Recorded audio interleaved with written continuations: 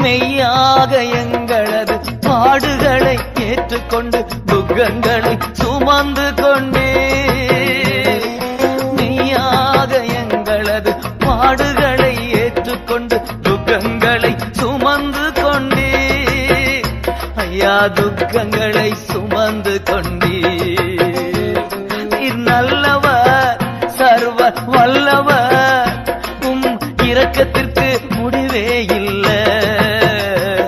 உம் அன்பிற்கு அளவே இல்லை அவை காலை தோறும் புதிதாயிருக்கும் மனதுருகும் தெய்வமே ஏசையா